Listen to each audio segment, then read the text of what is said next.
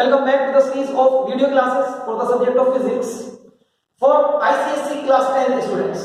And today we are back with the next lecture and a new chapter from unit 1. And the name of the chapter is machines and the lecture number is 11 for first unit. Lecture number 11 of first unit we are going to start today. And the chapter we are starting is machines.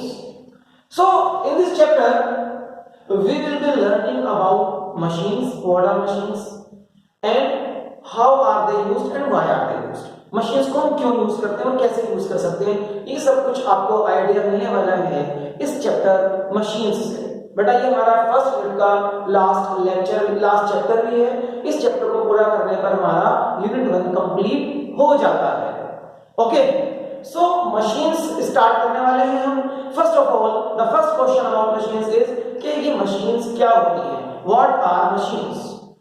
बेटा बिल्कुल simple one line में अगर explain करना हो कि machine क्या है, any device which makes our work easier is a machine. ऐसा कोई भी डिवाइस हो जो हमारे काम को आसान कर देता है उसे हम मशीन बोल सकते हैं। Okay, now machines are used for different purposes. Four main purposes for which machines are used can be categorised as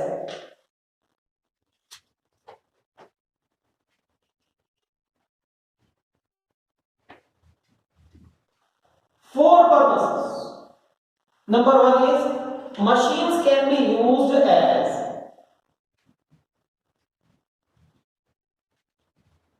force multiplier. Machines can be used as force multiplier.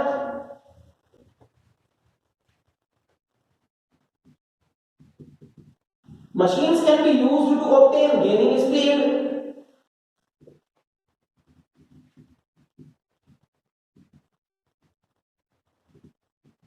Machines can be used to shift point of effort. अब ये effort क्या होता है, this we will be explaining you. Point of effort to a convenient position. And finally,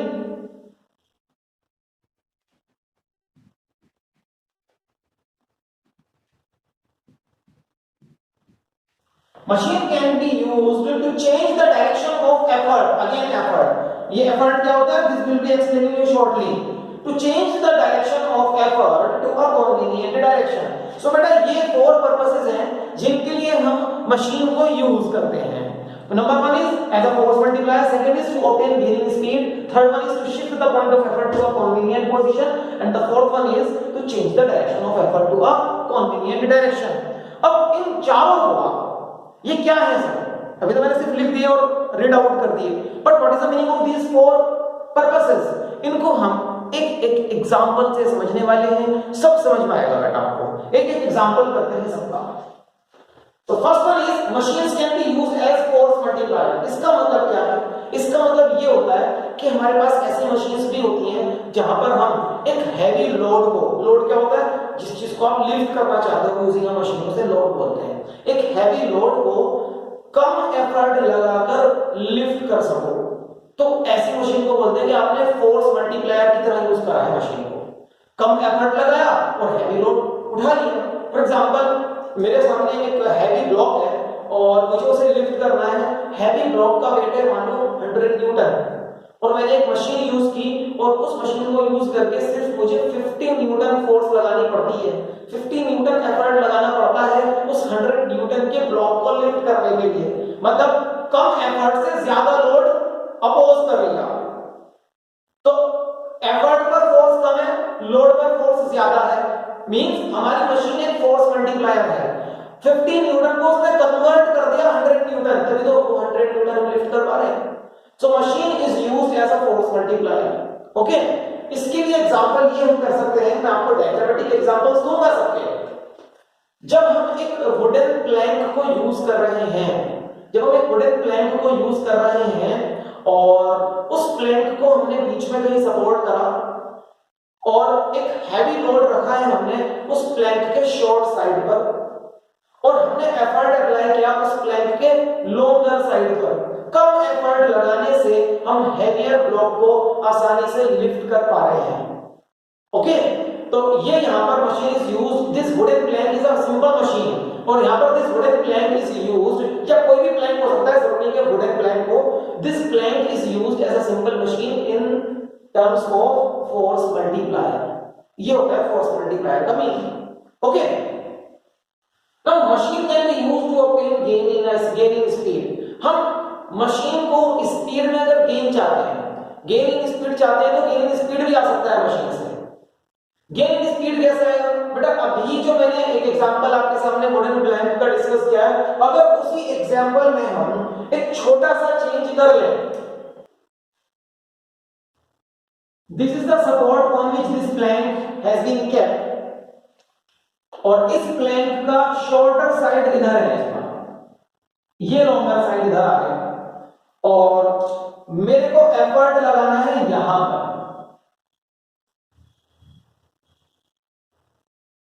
मेरे को effort लगाना है यहां डाउनवर्ड डायरेक्शन में, और यहां जो लोड रखा है, this is load, it will move upward. अब आप देखो यहां पर क्या होने वाला है, यहां पर सेम टाइम में ये नीचे आएगा, उतने ही टाइम में ये ऊपर जाएगा, बट जब ये नीचे आएगा, एफर्ट वाला एंड, एफर्ट वाला पॉइंट जब नीचे आ जाएगा, तो आपको लगता नहीं कि लोड वाला एंड ऊपर जो गया है, दैट डिस्टेंस ऑफ लोड, या distance covered by load and distance covered by effort, ये दोनों इक्वल नहीं है। डिस्टेंस मूव्ड बाय लोड और डिस्टेंस मूव्ड बाय एफर्ट में लोड का डिस्टेंस ज्यादा है, दोनों तरफ टाइम सेम लगा, time is same on both the sides, क्योंकि जितने टाइम में नीचे आया उतने टाइम में ऊपर जाएगा। तो it means speed load side की ज्यादा है, किस साइड से? एफर्ट वाली साइड से। एन मतलब लोड, ई मतलब एफर्ट, तो लोड की स्पीड ज्यादा है एफर्ट की स्पीड से, तो स्पीड इधर ज्यादा हो गई, मतलब we have obtained a gain in speed. कम स्पीड से एफर्ट लगाया और ज्यादा स्पीड से लोड मूव कर रहा है, this is known as gain in speed. So machines can be used to obtain gain in speed. हमारे साइकिल में या हमारे डिफरेंट व्हीकल्स में जो गियर सिस्टम होता है, स्पीड चेंज करने के लिए जो गियर सिस्टम होता है, मेनली इन बाइसिकल जो गियर सिस्टम होता है स्पीड चेंज करने का, तो हम एक ऐसा गियर लगा सकते हैं वहां पर जिस गियर से कम एफर्ट लगाकर हमारे बाइसिकल की स्पीड ज्यादा हो जाती है। ये हमने कॉमनली एक्सपीरियंस किया है, जब हम गियर वाली बाइसिकल राइड करते हैं, कम एफर्ट लगाने से स्पीड ज्यादा हो जाती है, तो वहां पर वो machine is used as a force multiplier, is used to obtain gain in speed. Okay, so दो चीजें हमारी एग्जांपल्स के साथ पूरी हो गई, force multiplier and as machine can be used to obtain gain in speed. Okay, now the third one, machine can be used to shift the point of effort. अब तक आपको एफर्ट समझ में आ गया होगा, बेटा एफर्ट क्या होता है? वो फोर्स जो हम लगाते हैं लोड को ओवरकम करने के लिए। किसी भी मशीन में लोड होता है जिसे आपको लिफ्ट करना है, ठीक है, या जिसे आपको मूव करना है, लोड के ऊपर ही में काम करना पड़ता है। तो लोड को ओवरकम करने के लिए जो भी आपने फोर्स लगाई है, that force is known as effort, वो हमने एफर्ट लगाया। सो अगर आपको किसी मशीन किसी काम को करने के लिए अपना point of application of effort change करना हो टू अ कन्वीनियंट पोजीशन, मतलब जहां पर आप एफर्ट इजीली लगा सकें, वहां आपको वो पोजीशन उठाकर लानी है, you can make use of machine. Again it's example is bicycle. Bicycle से आप इसका एग्जांपल फिर समझ सकते हैं बेटा। बाइसिकल में क्या होता है? एक्चुअली बाइसिकल में जो चेन सिस्टम होता है, बाइसिकल का चेन सिस्टम हमारे रियर व्हील से जुड़ा होता है, पीछे वाले व्हील से जुड़ा होता है। तो अगर आपके पास ये चेन सिस्टम नहीं होता तो आपके पेडल कहां होते हैं? पेडल होते हैं रियर व्हील पर, पीछे वाले व्हील पर, और वहां जाकर पेडलिंग करना थोड़ा टिपिकल हो जाता है, हो जाता है ना। अगर आप बाइसिकल की सीट पर बैठेंगे और रियर व्हील पर पेडल करने हो तो थोड़ा सा टिपिकल जो हो जाएगा। तो हमने क्या बनाया? हमने एक ऐसा सिस्टम बनाया with the help of the chain system कि हम पेडल को आगे ले आते हैं थोड़ा, so that we can pedal the bicycle easily. तो हमने क्या कर लिया, पॉइंट ऑफ एफर्ट को रियर व्हील से उठाकर टू थर्ड व्हील तक ले आए, वो दांतों वाला जो व्हील है जिसपे चेन होती है वहां तक ले आए, पेडल्स आगे ले आए. So machine can be used to shift the point of effort to a convenient position and machines can be used to change the direction of effort into a convenient direction. इसके लिए example है, हम जब कुएं से पानी निकालते हैं, अगर कुएं से पानी आपको निकालना है, रस्सी से बाल्टी खींच रहे हो, we are lifting the bucket full of water like this. Upward pull करना किसी भी चीज को, अपवर्ड पुल करना किसी भी चीज को is a typical job, is a difficult job as compared to pull downward. अगर आप अपवर्ड पुल कर रहे हो बकेट को तो आपको ज्यादा मेहनत करनी पड़ेगी, ज्यादा एनर्जी यूज हो जाएगी आपकी. लेकिन अगर आप इसी बकेट को इस तरह से लिफ्ट करेंगे with the help of a pulley, pulley लगाई, pulley is a simple machine, एक सिंपल सा व्हील होता है, उसके ऊपर से रस्सी चली जाती है और वो रस्सी जब नीचे बाल्टी से बंधी है, नीचे बकेट से it is tied to the bucket on the other end. Now we can lift the bucket by applying effort in the downward direction. Downward direction में अप्लाई कर रहे हैं, देखो एफर्ट का डायरेक्शन चेंज हो गया with the help of the pulley, with the help of the पुली. तो ऐसी मशीन भी होती है जो डायरेक्शन ऑफ एफर्ट को कॉन्वेनिएंट डायरेक्शन में लगाते हैं, ठीक है ना, जिससे कि हमारा काम आसान हो जाए. So anything that can be used to make the work easier is a machine. Okay, तो ये चार चीजें आपको याद रखनी है. These are the purposes for which a machine can be used. These are the purposes या यूजेस, पर्पसेस और uses for which a machine can be used. Okay, please make note of these. Okay, इसके बाद अब हम we are in a position to define properly machine. machine को properly define करना है, तो ठीक है, properly define करेंगे machine को. so machine का definition क्या हो सकता है? machine के definition में ये चार पॉइंट इंक्लूडेड है. देखिए किस तरह से. a machine is a device which can be used to overcome a large load, which can be used to overcome a large load with the help of a small effort. By applying the effort at a convenient position in a convenient direction or by which we can obtain a gain in speed. सब चीजें आ गई. Machine is a device by which we can overcome a large load by applying a smaller effort, by applying the effort to a convenient position and in a convenient direction, or by which we can obtain a gain in speed. इस चीज को machine बोलते हैं. This is the machine. ये इसकी definition है. इसको भी आप अपने नोट्स में भर लें और इस डेफिनेशन को प्रॉपर्ली याद भी कर लें. याद करने का मतलब कभी रटना नहीं होगा बेटा, याद रखिएगा. फिजिक्स रटने का सब्जेक्ट नहीं है. एक बार आपने उसके पर्पसेस समझ लिए, अब आपको समझ में आ गया कि यही चारों पर्पसेस किस तरह से उसकी डेफिनेशन में फ्रेम किए गए हैं. So once you have understood the topic, understood the concept, then these definitions and concepts become easier to remember. Okay, इसको करें, फिर हम will be moving towards the next part of the lecture. Understanding the definition and the purposes for which a machine can be used, we are going to understand technical terms related to a machine. Machine के साथ कुछ technical terms related होते हैं, वो आपको समझना है. Technical terms, technical terms related to a machine. Okay, पहला टर्म यहां पर होने वाला है हमारा load. The first term is load. Now what is this load? Any resistive or opposing force which has to be overcome by the machine. कोई भी resistive force हो या opposing force हो जिसे मशीन को ओवरकम करना है, लिफ्ट करना है या मूव करना है, उसी को हम लोड बोलते हैं.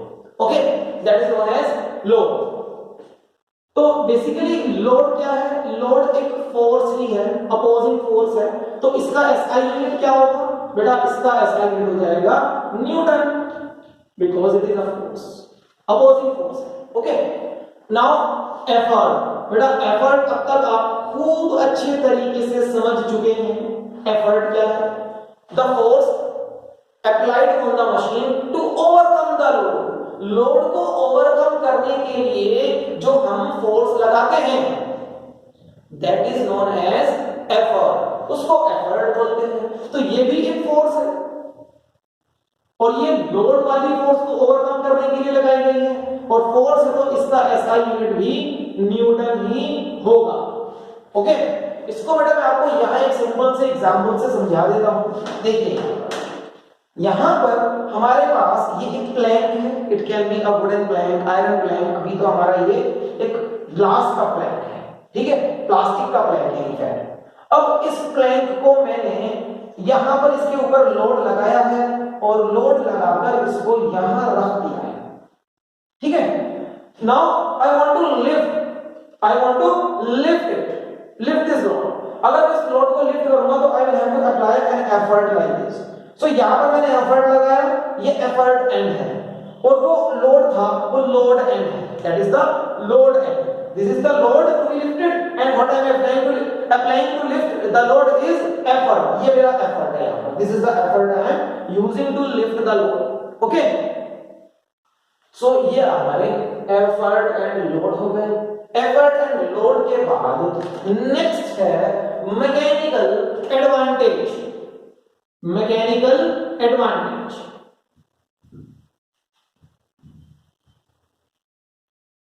Short में we can write it like this, MA, mechanical advantage. Mechanical advantage relate करता है लोड और एफर्ट को एक साथ. Mechanical advantage is nothing but the ratio of load to the effort. Ratio of load acting on the machine to the effort applied on the same machine is known as mechanical advantage of the machine. ये mechanical advantage होता है machine का. Okay? तो load को अगर आप symbol L से डिनोट कर ले और एफर्ट को सिंबल E से डिनोट कर ले, formula is MA is equals to L upon E, MALE, male, ऐसे याद कर लो, मेल, ठीक है, male, learning trick, mechanical advantage is equals to load upon effort. Okay, क्योंकि लोड भी एक फोर्स है और एफर्ट भी एक फोर्स है, force upon force unit will be cancelling, unit cancel हो जाती है। Mechanical advantage is a unitless quantity because it is the ratio of two same quantities, force upon force है ये, तो दोनों फोर्सेस की यूनिट विल बी कैंसिलिंग और mechanical advantage unitless होता है, इसका कोई यूनिट नहीं होता, याद रखिएगा। मैकेनिकल एडवांटेज समझ आया बच्चों? Now after mechanical advantage next important technical term is velocity ratio. Velocity ratio number 4, velocity ratio, इसको भी हम शॉर्ट में लिख सकते हैं VR. velocity ratio can be written as VR. now how it is defined, इसको कैसे डिफाइन करेंगे? इसको डिफाइन करते हैं, it is the ratio between distance moved by effort on to the distance moved by load R. Okay, तो ये ratio है VR, distance moved by effort point two the distance moved by load point. Load point में कितना distance move करा नीचे और effort वाले point में कितना डिस्टेंस मूव करा वो ऊपर आया। इसको बेटा देखिए ध्यान से, आप अगर देखिए जब हम यहां पर फोर्स लगा रहे हैं टू लिफ्ट दैट एफर्ट, तो जो डिस्टेंस यहां से यहां तक एफर्ट मूव करता है that is the distance moved by the effort, distance moved by the effort, और जो डिस्टेंस यहां से यहां तक लोड ने मूव किया that is the distance moved by the load point. Load point ने डिस्टेंस मूव किया, एफर्ट पॉइंट ने डिस्टेंस मूव किया, ठीक है। ये डिस्टेंस जनरली अनइक्वल होते हैं, ओके, इक्वल भी हो सकते हैं, जनरली अनइक्वल होते हैं। तो इन्हीं दोनों डिस्टेंसेस का रेशियो है वेलोसिटी रेशियो, और इसको हम लिख सकते हैं like this, velocity ratio is equals to distance moved by effort upon distance moved by load.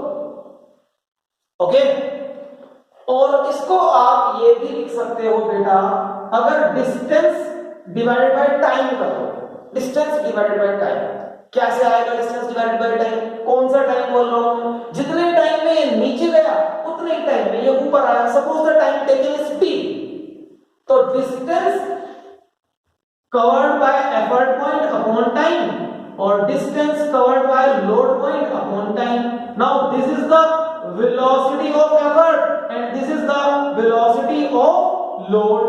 So velocity ratio के दो definitions, एक definition तो अभी अभी हमने बोला है, ये वाला definition, ये वाला definition, और दूसरा definition आ रहा है यहां से।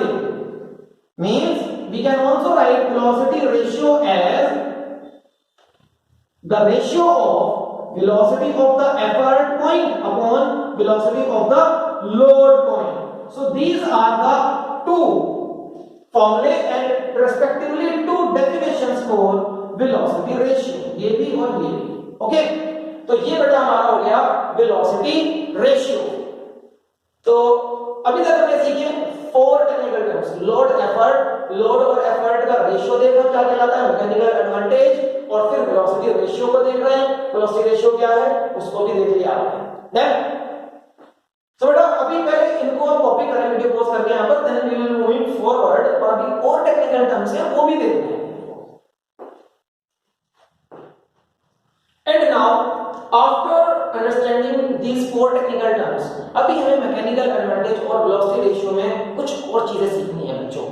क्या है वो चीजें देखते हैं बेटा। मैकेनिकल एडवांटेज अभी आपने देखा, mechanical advantage is load upon effort, यहां लिख देता हूं मैं इस फॉर्मूले को, mechanical advantage is load upon effort. So mechanical advantage अगर लोड अपॉन एफर्ट है, mechanical advantage can be, it can be greater than 1, it can be less than 1 and it can be equal to 1। तीन options available, तीनों का meaning क्या होता है ये सीखना है।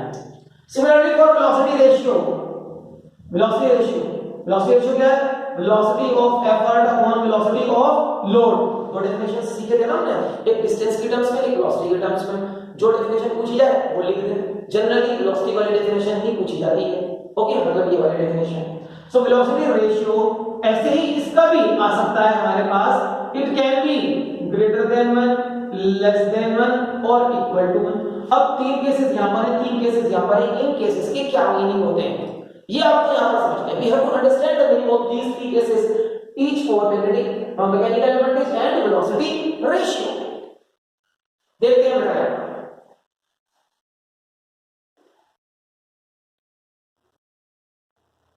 मैकेनिकल एडवांटेज ग्रेटर देन 1 अगर, तो क्या मतलब? देखो, अगर मैकेनिकल एडवांटेज ग्रेटर देन 1 है, इस फॉर्मूले को उठाओ, मतलब इसका है कि L upon E is greater than 1, और यहां से समझो क्या आप लिख सकते हैं इसको, E को उधर ले जाएंगे तो L is greater then E, मतलब load is greater then effort. मतलब जो आपका मशीन पे लोड है वो एफर्ट से ज्यादा है। इट मींस कम एफर्ट लगाकर ज्यादा लोड लिफ्ट हो रहा है, तो इट मींस ये मशीन यूज हो रही है as a force multiplier. Force multiplier की तरह यूज हो रही है ये मशीन, ये मीनिंग है बेटा इसका, it is used as a force multiplier. तो अगर mechanical advantage is greater than 1, then machine is used as force multiplier, purpose of machine.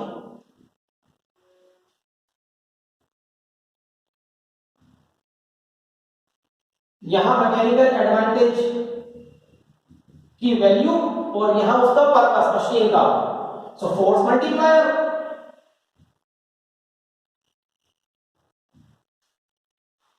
Okay, now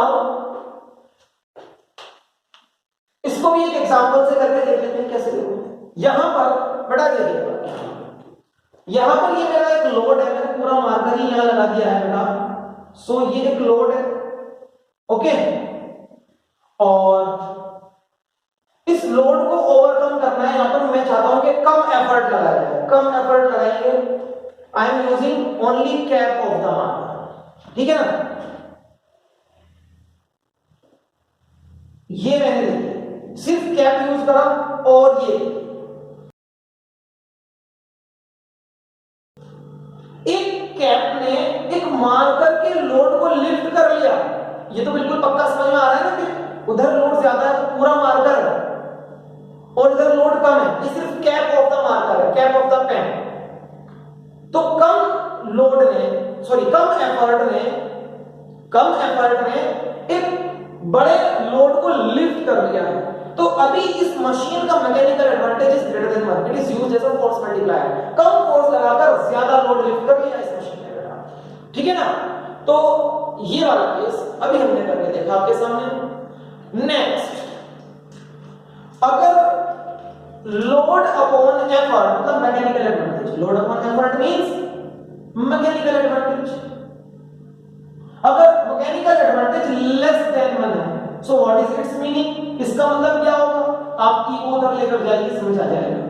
load is less than effort, इसका मतलब है कि लोड तो कम है, एफर्ट ज्यादा लगाना पड़ता है।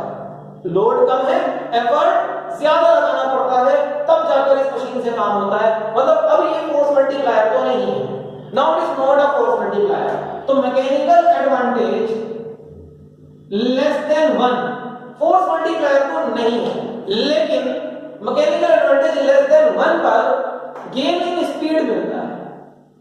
This machine is used to obtain gain in speed, means जिस साइड पर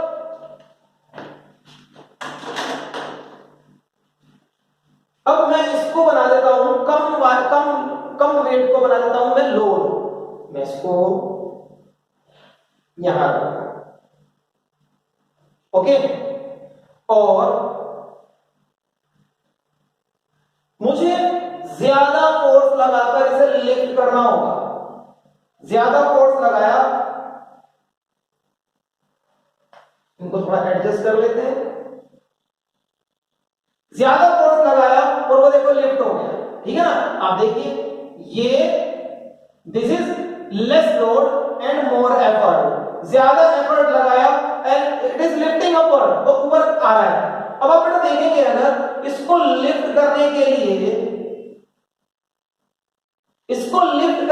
लिए, मैंने ज्यादा एफर्ट लगाया है, effort is greater then load, और जो डिस्टेंस एफर्ट ने मूव करा वो डिस्टेंस से ज्यादा लोड मूव कर जाता है, उस डिस्टेंस से ज्यादा लोड मूव कर जाता है, मतलब उसकी वेलोसिटी ज्यादा है, इसकी कम है, तो गेनिंग वेलोसिटी हो गया ना, गेनिंग स्पीड हो गया। तो that is why mechanical advantage अगर लेस देन 1 है तो गेनिंग स्पीड की तरह यूज होती है हमारी मशीन, ओके। एंड अगर मैकेनिकल एडवांटेज 1 है, exactly 1, so it is neither used as a force multiplier nor to obtain gain in speed, but it is only used to change direction of effort। ऐसी machine direction of effort को या point of application of effort को change करने के लिए काम आती हैं। तो बेटा ये पर्पस ऑफ मशीन हो गया मैकेनिकल एडवांटेज की डिफरेंट वैल्यूज के लिए, याद रखिएगा। अब आपको वेलोसिटी रेशियो के डिफरेंट वैल्यूज के लिए, वेलोसिटी रेशियो के डिफरेंट वैल्यूज के लिए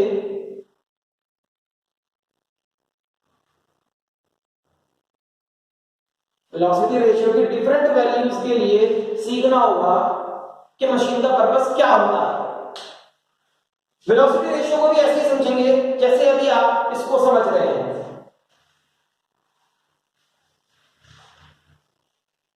वेलोसिटी रेशियो, अगर वेलोसिटी रेशियो लेस देन 1 हो जाए, वेलोसिटी रेशियो का फॉर्मूला ये है, लेस देन 1 समझते हैं पहले। लेस देन 1 का मीनिंग क्या होगा, एफर्ट की वेलोसिटी लोड की वेलोसिटी से कम है, मतलब लोड की वेलोसिटी ज्यादा है, लोड की वेलोसिटी अगर ज्यादा है तो गेन इन स्पीड आ गया, गेन इन वेलोसिटी मतलब गेन इन स्पीड आ गया। सो ये मशीन यूज हो रही है to obtain gain in speed. तो बेटा अगर वेलोसिटी एफर्ट की कम है और लोड की ज्यादा है तो गेन इन स्पीड हो रहा है ना। तो गेन इन स्पीड कब होता है? जब वेलोसिटी रेशियो लेस देन 1 होता है। और अगर वेलोसिटी रेशियो ग्रेटर देन 1 हो गया तो इसका मतलब हो जाएगा कि एफर्ट की स्पीड लोड की स्पीड से ज्यादा है। मतलब लोड की स्पीड कम रह गई, लोड की स्पीड कम रह गई तो वो फोर्स मल्टीप्लाई होगा, फिर वो फोर्स मल्टीप्लाई होगा। और अगर वेलोसिटी रेशियो इक्वल टू 1 है फिर वो मशीन ना तो गेनिंग स्पीड के लिए यूज होती है ना फोर्स मल्टीप्लायर के लिए यूज होती है। वो मशीन यूज होती है to change the direction of effort to a convenient direction और to change its position to a convenient position. So बेटा ये टेबल बहुत ही इंपॉर्टेंट टेबल है और ये टेबल आप याद कर लें। और इस टेबल से एक चीज तो बहुत ही ज्यादा क्लियर है, क्या? वो ये कि आप मशीन को simultaneously as a force multiplier and as a gain speed use नहीं कर सकते। मतलब एक मशीन से ये दोनों चीजें एक साथ आ जाए तो इट इज इम्पॉसिबल। या तो उसका मैकेनिकल एडवांटेज ग्रेटर देन होगा या लेस देन होगा। मतलब either it can be used to obtain gain speed और to it can be used as force multiplier. Okay, लॉसी रेशियो के टर्म्स में नहीं कह सकते हो, या तो वो ग्रेटर देन 1 होगा या लेस देन 1 होगा। ग्रेटर देन 1 होगा तो it is used as a force multiplier, less than 1 होगा तो it is used to obtain gain speed.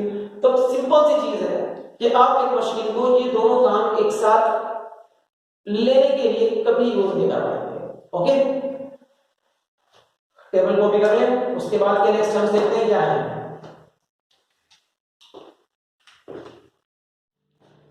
Now students, the next technical term,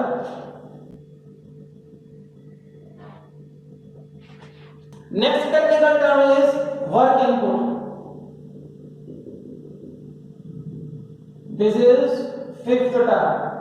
work input, उसके बाद work output and then efficiency. ये तीन terms course सीखने हैं और इसी के साथ हमारी आज की क्लास भी पूरी हो जाएगी। सो बेटा बहुत जल्दी हमारी क्लास पूरी होने वाली है और लास्ट में जो एफिशिएंसी है that is very very important technical term, उसको सुने बगैर आप इस वीडियो को छोड़ देते हैं, ठीक है? तो वर्क इनपुट, देखो किसी भी मशीन के एग्जांपल के लिए आज हम किसी प्रोडक्ट पे चलते हैं।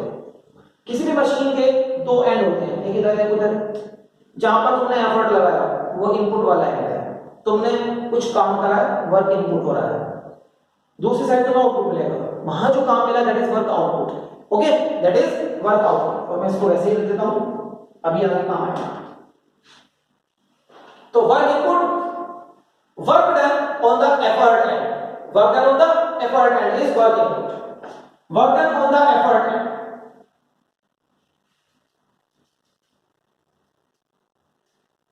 एफर्ट एंड या एफर्ट पॉइंट पर जो वर्क कर रहा है। अब वर्क स्टार्टिंग में सीखा था चैप्टर 2 में, वर्क का चैप्टर है चैप्टर 2, वर्क का formula force applied into displacement. अब देखिए आप यहां पर जब ये इसको लिफ्ट करने के लिए यहां से इस पॉइंट से यहां तक जाता है, this is the displacement of effort and. Okay, this is the displacement of effort and, याद रखिएगा। और जो एफर्ट है वही फोर्स है, जो एफर्ट है वही फोर्स है। तो वर्क डन का फॉर्मूला यहां पर, मतलब वर्क इनपुट का formula, work input WI, force input जो आपने फोर्स इनपुट लगाई और distance moved by effort and या एफर्ट पॉइंट। फोर्स इनपुट क्या होती है बेटा? एफर्ट। तो एफर्ट इनटू डिस्टेंस मूव्ड का सिंबल क्या लिखते हैं हम? एफर्ट वाले एंड का DE। सो एफर्ट E इनटू DE, ये होता है work input. This is work input. Work output क्या होगा? वर्क आउटपुट, जल्दी से वर्क आउटपुट कर लेते हैं और जल्दी से इस लेक्चर को पूरा कर देते हैं। वर्क आउटपुट इसी की तरह डिफाइन कर सकते हैं, जो यहां पर काम मिला, लोड वाले एंड पर जो काम मिलता है, वर्क मिलता है, that is work output. So work done on effort and work input, work obtained at load and.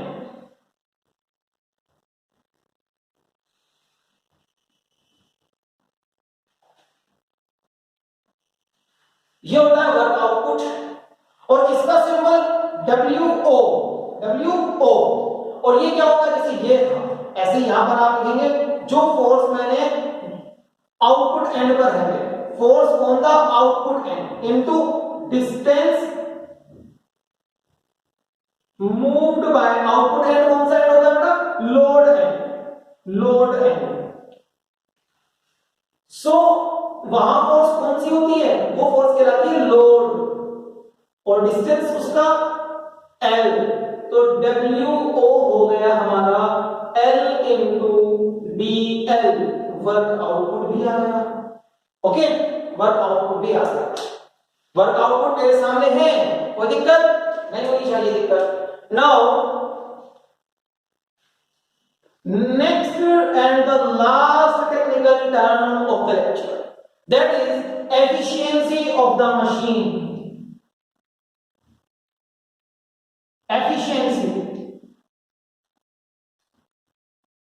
Efficiency of machine is defined as the ratio of work output to the work done on the machine.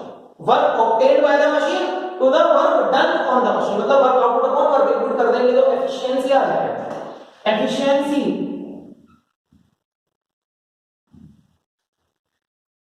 work obtained जो कि work output होगा और work done on the machine. तो efficiency के लिए symbol use करते हैं ईटा। बेटा ये ईटा है, ग्रीक लेटर होता है, जैसे एन बनाते हैं ना, बस इस एन की एक टांग को पकड़कर थोड़ा लंबा खींच दो, इसके एक पैर को पकड़कर थोड़ा सा लंबा खींच दिया जाते हैं, तो ये ईटा कहलाता है। Eta, ETA, eta. ओके, ये सिंबल ईटा है। तो एफिशिएंसी के लिए सिंबल ईटा और work output upon work input, this is efficiency of the machine. और efficiency of the machine generally percentage में लिखी जाती है, it is generally written in percentage. तो परसेंटेज में अगर आपको एफिशिएंसी लिखनी है तो इसको आपको कुछ नहीं करना, इसी फॉर्मूले को 100 से मल्टीप्लाई कर देंगे, you will get the answer in percentage. Okay, so these are the 7 technical terms you should remember and you should understand about machines। और इसमें अभी एफिशिएंसी को हम नेक्स्ट लेक्चर में कंटिन्यू करेंगे। ओके, तो बेटा आज की क्लास के लिए तो बस इतना ही।